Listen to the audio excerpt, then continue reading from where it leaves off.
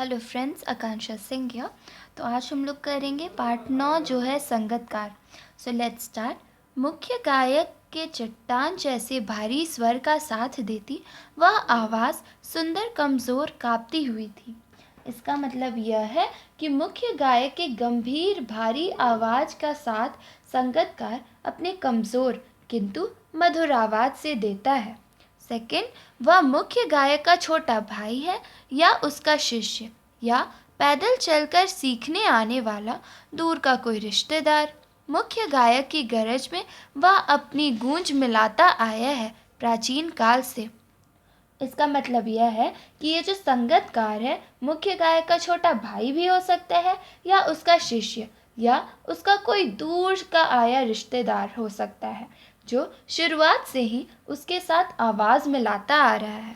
फिर तीसरे में है गायक जब अंतरे की जटिल तानों के जंगल में खो चुका होता है या अपने ही सरगम को लांघ कर चला जाता है भटकता हुआ एक अनहद में, तब संगतकार ही स्थाई को संभाले रहता है, जैसे समेटता हो मुख्य गायक का पीछा छूटा हुआ सामान।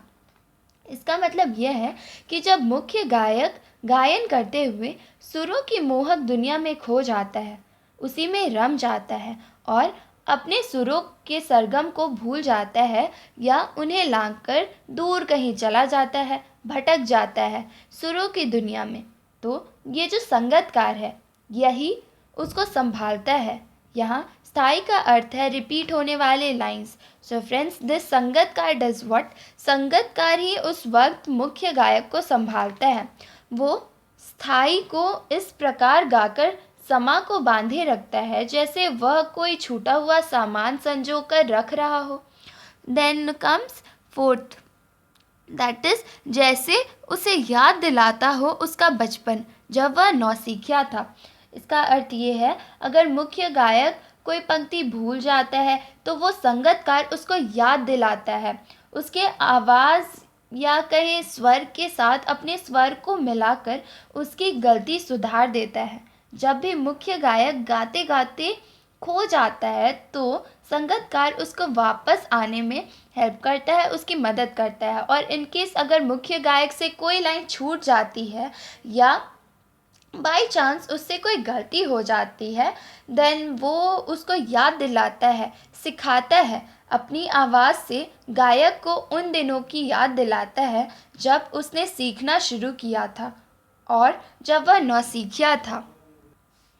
Then comes our fifth pattern, that is तार सप्तक में जब बैठने लगता है उसका गला, प्रेरणा साथ छोड़ती हुई उत्साह अस्त होता हुआ, आवाज़ से राख जैसा कुछ गिरता हुआ, तभी मुख्य गायक को ढांढस बांधता कहीं से चला आता है संगतकार का स्वर।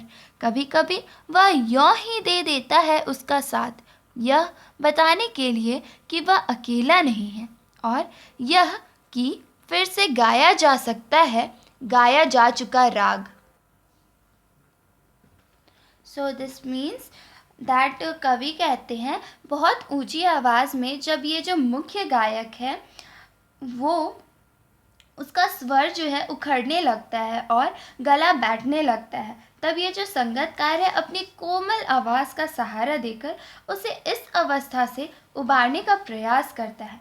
वो जो है मुख्य गायक को स्थाई गाकर हिम्मत देता है कि वह इस गायन जैसे अनुष्ठान में अकेला नहीं है। वह पुनः उन पंक्तियों को गाकर मुख्य गायक के बुझते हुए स्वर को सहयोग प्रदान करता है, मीन्स उसे कॉन्फिडेंस देता है। जो उसने तत्परता बोलते हैं ना उसमें लूज़ कर दिया, उस कॉन्फिडेंस को फिर से बांधता है। देन कम्स, और उसकी आवाज़ में जो एक हिचक साफ सुनाई देती है या अपने स्वर को ऊंचा ना उठाने की जो कोशिश है उसे विफलता नहीं, उसकी मनुष्यता समझा जाना चाहिए। दिस मीन्स दैट इस समय उसके आवाज़ में एक झिझक होती है, लाइक जब वो मुख्य गायक का साथ देता है तो वो झिझकता है कि कहीं उसका स्वर मुख्य गायक के स्वर से ऊपर ना पहुंच जाए। ऐसा करने का मतलब यह नहीं है कि उसके आवाज़ में कमज़ोरी है, बल्कि वह अपनी आवाज़ को नीचे रखकर मुख्य गायक को सम्मान देता है। इसे कवि महानता कहते हैं। That's all. Thank you. If you like, then please like, subscribe